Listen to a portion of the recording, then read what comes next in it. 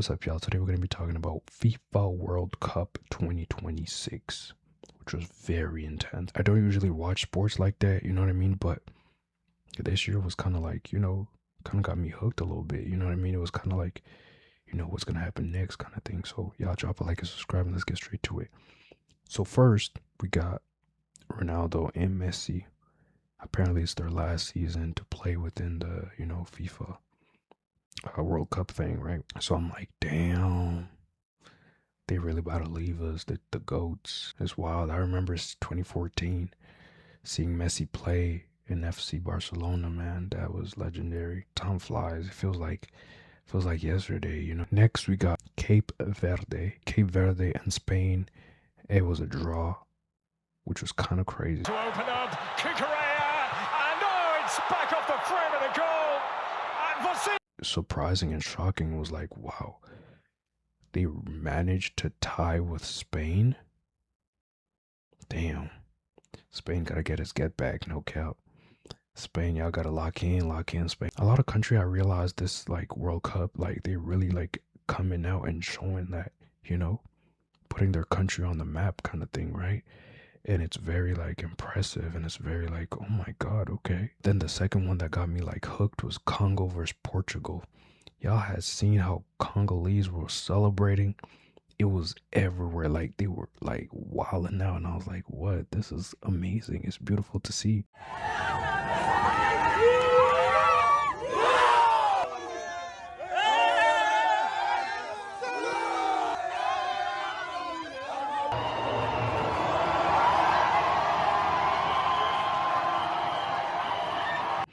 Because there's some African countries that don't even make it to the World Cup, and to see like Congo being one of them that make it in there is like, whoa. And they tied versus Portugal. Like, what? Do you understand what that means? Like, this wasn't just like an ordinary, this was Portugal. Ronaldo, come on now. It was like, that was insane. But I can't lie, they had like their defense, the Congolese defense was great. They had like 3 people on Ronaldo. Didn't y'all see that? Yeah, they had like 3 people on Ronaldo. I was like, damn, okay. They do not want this guy to score. I was like, damn. Then we had Senegal versus France. So before this even started, I knew France was going to score that. You know what I mean? A lot of my friends was like, nah, Senegal is a pretty good team. I don't know. And I was like, nah, trust me, like France got this in the bag.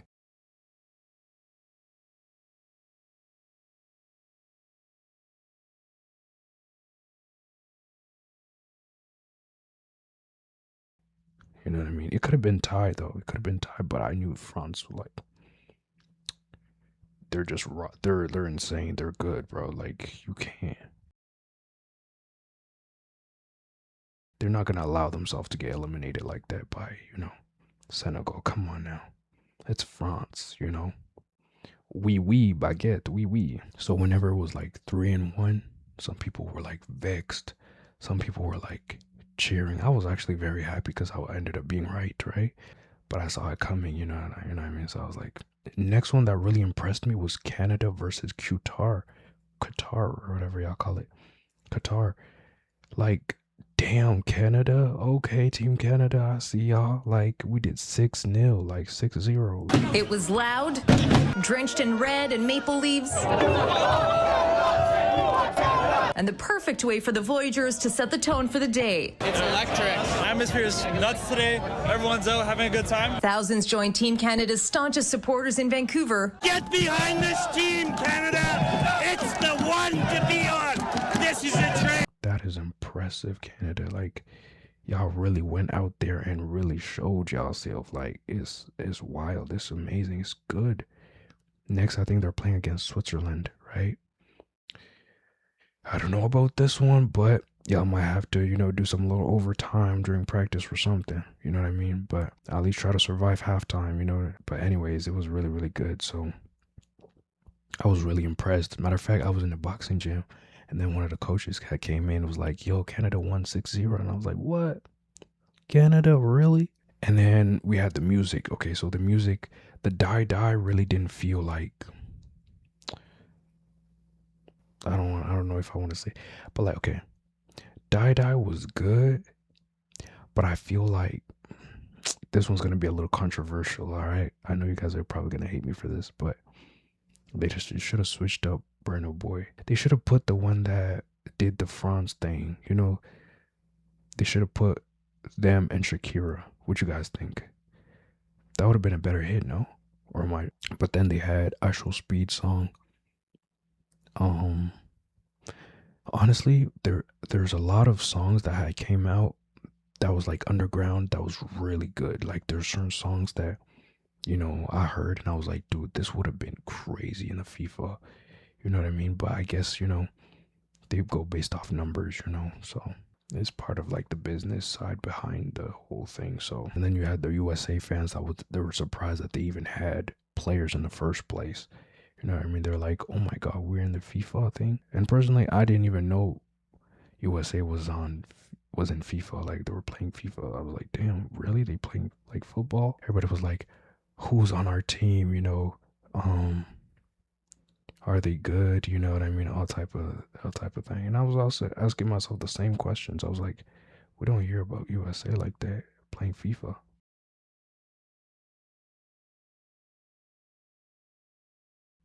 Usually they be football, you know what I mean? Basketball. And then I heard that Iran, they got told to go to their training base or whatever in Mexico, Tijuana. They didn't want to have no Iran.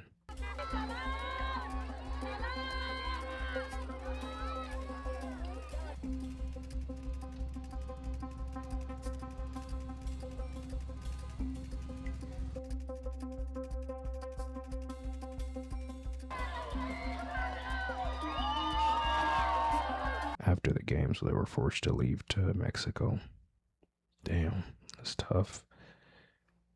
So what about the fans? What about the Iranian fans?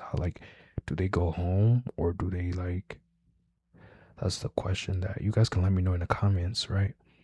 Let me know in the comments about how did they, if you're a fan of like Iran, you can let me know like how did you guys do? Like, do you guys just ended up leaving? Do you guys go to Mexico as well? Or, yeah, we had Argentina versus Algeria.